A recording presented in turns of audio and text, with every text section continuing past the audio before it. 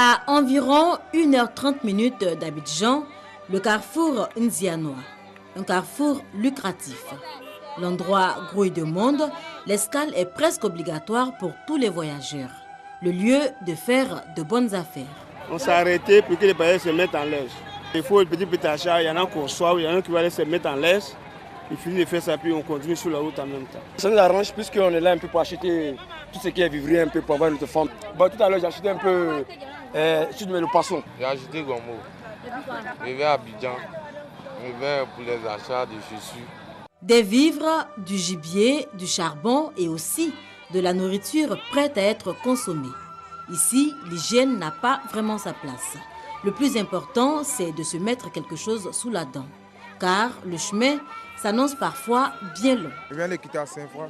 Bon, depuis 11h, nous sommes sur la voie et on a faim. Donc quand on s'arrête comme ça, ça nous permet de manger et de trouver un peu d'énergie.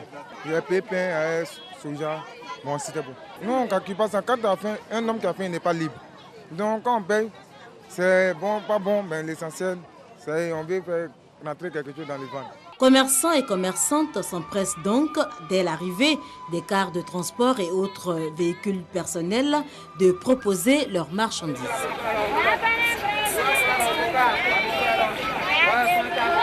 Et le corps à corps avec les véhicules se fait souvent au risque de leur vie. Mais comment il fait comment? Il n'y a pas l'argent. Il faut qu'il y ait les enfants à la maison.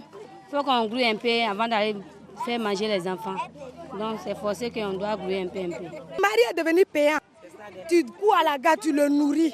Les enfants, tu vas les habiller. Il n'y a pas l'argent. On ne comprend rien. Je vends crevettes.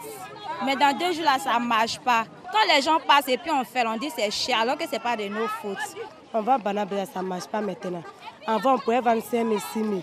Et maintenant, même 2 000, on peut avoir ces problèmes. Vraiment, on n'a qu'à voir ça. C'est dur pour nous. La donne a certes changé, cherté de la vie oblige, mais au carrefour nzianois, le partenariat gagnant-gagnant entre commerçants et voyageurs existe toujours.